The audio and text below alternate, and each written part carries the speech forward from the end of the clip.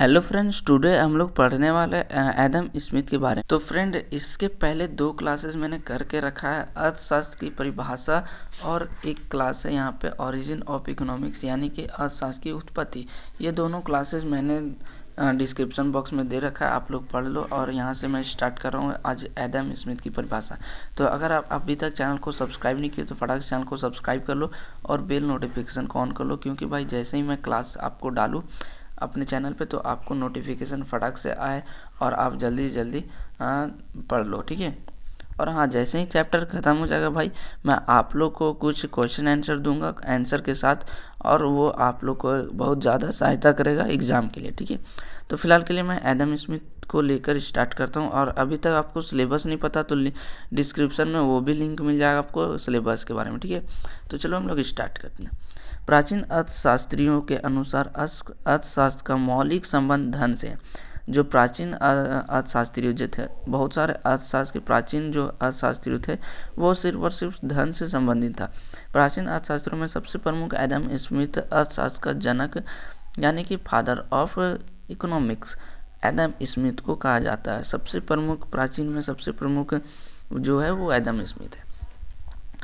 Adam Smith ने सर्वप्रथम 1776 अरसद पर एक परिणामिक पुस्तक लिखी। उस पुस्तक का नाम है an inquiry into the nation and causes of wealth nation था।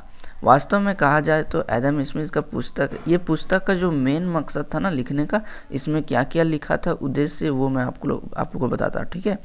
राष्ट्रों की संपत्ति की प्रकृति एवं कारणों की खोज करना ये बुक में मेन मकसद था, ठीक है। अब मैं आपको एडम स्मिथ ने अर्थशास्त्र की परिभाषा इस प्रकार दी है। अर्थशास्त्र जो है वो संपत्ति का विज्ञान है, ऐसा एडम स्मिथ अपने बुक में, और उसके उद्देश्य यही थे। अर्थशास्त्र जो था वो संपत्ति का विज्ञान है। दूसरे शब्द में अर्थशास्त्र में केवल धनोपार्जन संबंधी क्रियाओं अथवा रुपये पैसे प्राप्त करने के तरीके का अध्ययन किया जाता है, और आर्थिक क्रियाओं का मुख्य उद्देश्य धन की प्राप्ति है, ठीक है।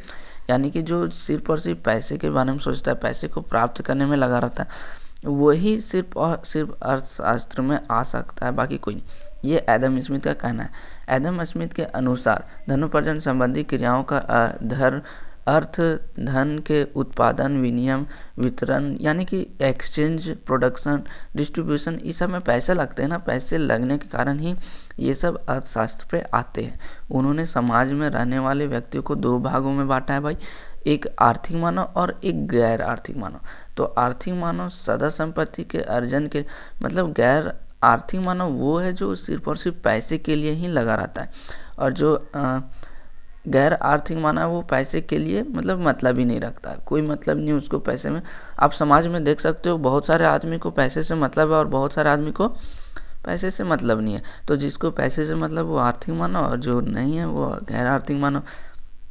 अब आगे पढ़ते हैं। एडम स्मिथ के अनुसार अर्थशास्त्र का संबंध आर्थिक मानव से, ठीक है। अन्य प्राचीन अर्थशास्त्रियों ने भी एडम स्मिथ की परिभाषा को समर्थन किया है। उसमें रिकार्डो एक है, जे एस मिल है, उसमें जे बी से भी है, वालकर भी है, सीनियर, ये सब समर्थन करते हैं इस बात को लेकर, ठीक है।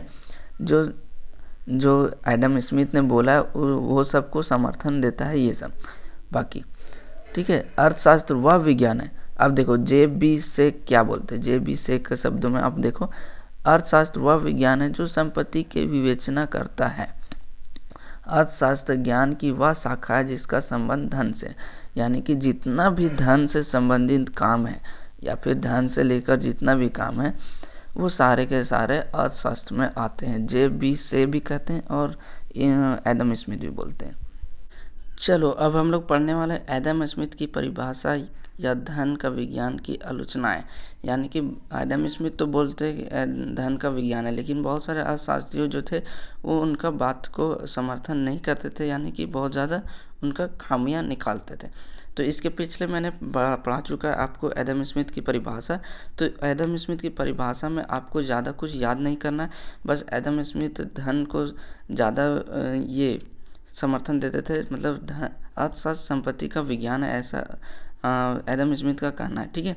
और समाज को दो भागों में बांटा था, गैर आर्थिक मानव मतलब गैर आर्थिक मानव और आर्थिक मानव। तो आपको यहाँ तक पता चल गया। और उसका समर्थन करने वाला सीनियर, रिकार्डो, जे.एस. मिल, जे.बी. से ये सब थे, वालकर। अब हम लोग पढ़ेंगे एडम स्मिथ की परिभाषा या धन के विज्ञान की आलोचनाएं। एडम स्मिथ की परिभाषा को देखने से यह प्रतीत होता है कि परिभाषा सही है, क्योंकि अर्थशास्त्र का संपत्ति से घनिष्ठ संबंध है। यानी कि जो एडम स्मिथ की परिभाषा को देखकर आपको लग रहा होगा कि हाँ भाई, एडम स्मिथ तो बिल्कुल सही है, अर्थशास्त्र का मतलब है पैसे से संबंधी, ठीक है। अर्थशास्त्र के अंतर्गत हम उत्पादन, विनिमय, वितरण एवं उपभोग से संबंधित आर्थिक क्रियाओं का अध्ययन करते हैं। ये सब एडम स्मिथ का कहना था। फिर भी एडम स्मिथ की परिभाषा के अर्थशास्त्रियों द्वारा कटु आलोचना की गई है। यानी कि जो परिभाषा दिया है एडम स्मिथ, उसको बहुत सारा आलोचनाएं हैं। उसमें रुस्किन, कैरली, विलियम मॉर्लिन्स जैसे मानवतावादी दार्शनिकों ने संपत्ति का विज्ञान के रूप में अर्थशास्त्र की काफ़ी भर्त्सना की है। इन विद्वानों ने एडम स्मिथ द्वारा परिभाषित अर्थशास्त्र को शैतान का धर्मशास्त्र, निकृष्ट विज्ञान, कुबेर की पूजा, रोटी मक्खन का विज्ञान आदि बुरे नामों से बताया है, ठीक है, बोला है मतलब। अब हम लोग पढ़ते हैं। वास्तव में एडम स्मिथ की परिभाषा निम्नलिखित दोष पाए जाते हैं। देखो, अब कौन से प्रॉब्लम है एडम स्मिथ की परिभाषा में, ये सब हम लोग पहले जानते हैं, ठीक है। क्या क्या अर्थशास्त्रियों ने खोजा है उनकी खामियां। तो पहला है संपत्ति पर अत्यधिक जोर। जो संपत्ति पर अधिक जोर दिए हैं एडम स्मिथ, उसमें भी आलोचना है। तो उसमें मैं पहले आप लोगों को बताता हूँ इसमें क्या प्रॉब्लम आखिर में। एडम स्मिथ की परिभाषा को देखने से पता चलता है कि उन्होंने संपत्ति पर अत्यधिक जोर दिया है तथा मनुष्य को गौण स्थान मतलब सेकेंड स्थान पर प्रदान किया है। वास्तव में अर्थशास्त्र का प्रधान उद्देश्य मानव कल्याण है।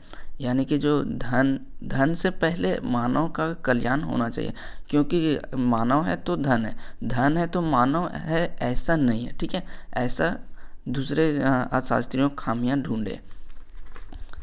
यह ठीक है कि इस उद्देश्य की प्राप्ति के धन एक साधन का काम करता है, किंतु उसे साध्य समझ लेना गलत है। संपत्ति का महत्व तभी तक है जब तक उससे मानव कल्याण की अभिवृद्धि होती है। यानी कि संपत्ति का महत्व तब तक है जब मानव का कल्याण करे धन, ठीक है। क्योंकि जब तक मानव है तब तक धन है तब तक मानव नहीं है, ऐसा नहीं है। अब हम लोग बात करेंगे एडम स्मिथ का सेकेंड खामियां। व्यक्तिगत एवं सामाजिक हित में सर्वदा संगति नहीं होती। एडम स्मिथ एवं अन्य प्राचीन अर्थशास्त्रियों का विचार था कि व्यक्तिगत हित, इंडिविजुअल इंटरेस्ट एवं सामाजिक हित, सोशल इंटरेस्ट में सर्वदा संगति होती है। इसी से प्रभावित होकर उन्होंने सोचा कि यदि व्यक्तिगत धनोपार्जन को अपना उद्देश्य माने तो उसका हित होगा ही, साथ साथ इसमें सामाजिक हित में वृद्धि होगी। यानी कि बोला गया है, अर्थशास्त्रियों ने बोला है, धनोपार्जन मतलब धन को उद्देश्य मानना, मनुष्य को धन का उद्देश्य मानना, अपना तो हित होगा ही होगा और सामाजिक में भी हित और वृद्धि होगा, किंतु व्यक्तिगत एवं सामाजिक हित में सर्वदा संगति नहीं होती। उदाहरण के लिए, मूल्य बढ़ाकर अधिक मुनाफा कमाने के लिए अब कोई व्यापारी गले को दबा लेता है तो इससे उसका हित होता है, किंतु समाज के लिए ये घातक है। कोई भी आदमी, अगर कोई व्यापारी है, वो अपना हित के लिए वो बढ़ा देता है कोई भी प्राइस, ठीक है। तो हम लोग को प्रॉब्लम होता है, जैसे कि अभी जियो का रिचार्ज बढ़ी है तो प्रॉब्लम हम लोग का हो रहा है। बिजनेसमैन के लिए तो बढ़िया है, लेकिन हम लोग के लिए प्रॉब्लम होता है। अब हम लोग तीसरा खामियां को पढ़ते हैं। आर्थिक मानव की भ्रामक कल्पना। ठीक है, एडम स्मिथ ने सर्वदा धन के पीछे दौड़ते हुए जिस आर्थिक मानव का कल्पना की है वो वास्तव में भ्रामक है। समाज में ऐसे व्यक्ति नहीं पाए जाते जो पूर्णतः स्वार्थी हो और धन के पीछे दूसरे के हित को ताक पर रख दे।